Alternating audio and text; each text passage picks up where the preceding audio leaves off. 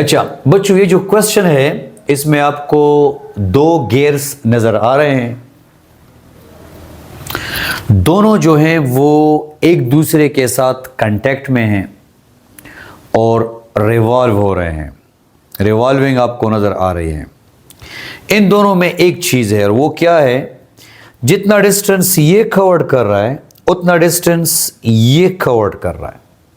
और मैं आपको एक और एग्जांपल से भी समझा सकता हूं। जो वाटर पंप्स होते हैं, वाटर पंप्स हमने देखा होगा, उसमें इस किस्म के दो पुलीज वगैरह होते हैं।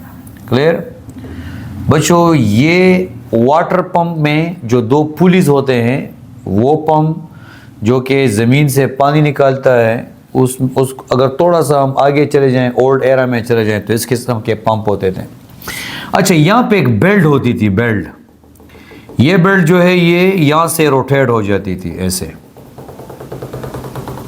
ठीक है।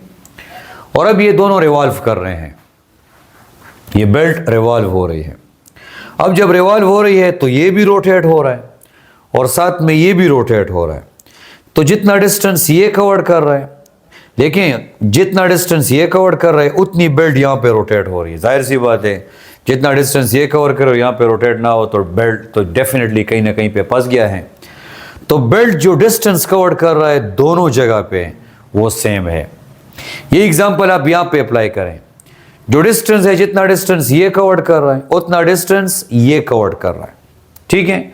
अब हम आते हैं, लास्ट लेक्चर में भी मैं एक्सप्लेन कर चुका हूं बच्चे कि जब डिस्टेंस कांस्टेंट होगा, डिस्टेंस कांस्टेंट होगा, आप लोग लास्ट जो लेक्चर है आप उसको देखें, उसमें हमने बड़े अच्छे तरीके से इसको एक्सप्लेन किया है। S equal to theta R. अब यहाँ पे डिस्टेंस कांस्टेंट है, ठीक है। डिस्टेंस कांस्टेंट है तो जो डिस्टेंस होगा बड़े पुली के लिए वो हो जाएगा θ1 r1। सर आपने s के साथ 1 क्यों नहीं पुट किया? क्योंकि s जो है वो सेम है।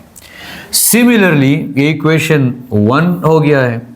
Similarly s is equal to θ2 r2, equation second. Once again हमने s के साथ 2 पुट नहीं किया क्योंकि s दोनों के लिए क्या है, सेम है। इक्वेशन 1 और 2 को हम कंपेयर कर लेंगे। कंपेयर करेंगे तो यहां पे आ जाएगा θ1 r1 is equal to θ2 r2। अब देखते हैं क्या क्या हमारे पास मौजूद है और क्या हमसे मांगा गया है। ये क्या है, ये छोटे जो पुली है, गियर है, उसका रेडियस है। मैं इसको मेंशन कर दूंगा। ये रेडियस जो है ये है 0.4 मीटर, 0.4 मीटर। और दूसरा रेडियस जो है ये है बच्चों 0.7 मीटर, ठीक है। ये दोनों हमारे पास मौजूद है, हमें दिए गए हैं। आगे जरा चेक करें। When the smaller gear has made one complete rotation, छोटे गियर की बात की जा रही है। 1 complete rotation, यहां पे आ जाएगा जो छोटे गियर जिसको अगर मैं θ1 का नाम दे दूं, ये 1 रोटेशन कंप्लीट कर रहा है। अब यहीं से कॉमन सेंस ये कह रहा है कि अगर ये एक दफा रोटेट होगा तो ये एक से कम दफा रोटेट होगा। अगर ये एक दफा रोटेट होगा तो ये एक से कम दफा रोटेट होगा, ठीक है। मैं समझाता हूं।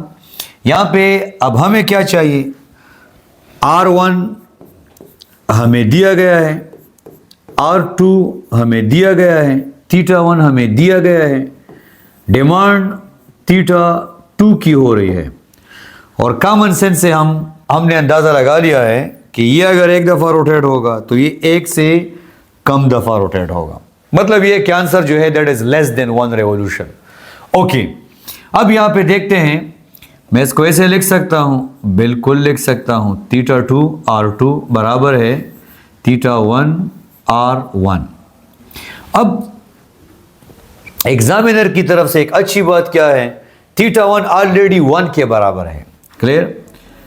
तो मैं θ2 को यहां पे रहने दूंगा और R2 जो होगा बच्चे वो डिवाइड हो जाएगा R2, यहां पे आ जाएगा θ1 जो कि 1 के बराबर है, R1 जो कि 0.4 के बराबर है, R2 जो कि 0.7 के बराबर है।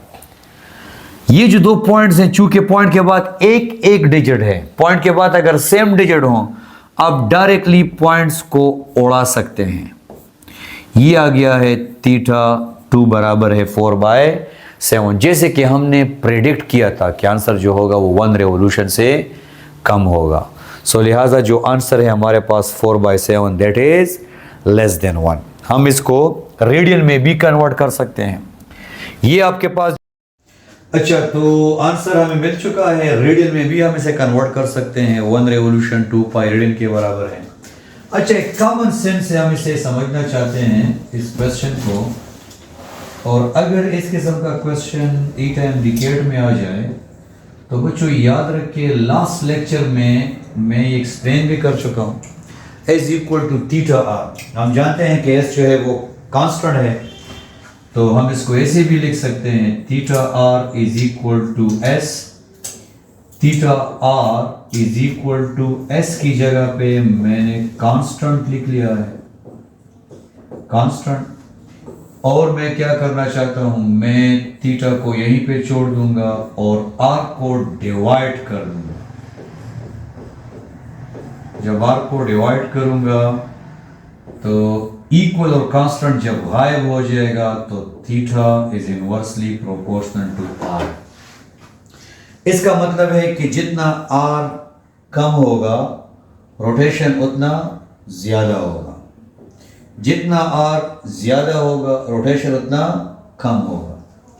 तो 0.4 मीटर चूंकि कम है तो यहां पे रोटेशन ज्यादा होगी, और 0.7 मीटर चूंकि ज्यादा है तो वहां पे रोटेशन कम होगी। अगर ये देखा जाए ये अगर 0.8 होता 8, तो चूंकि ये इससे डबल है तो यहाँ पे रोटेशन हाफ होती है। अगर यहाँ पे 10 रोटेशन होती तो यहाँ पे 5 रोटेशन होती, यहाँ पे 100 रोटेशन होती तो यहाँ पे 50 रोटेशन होती। ठीक है बच्चों।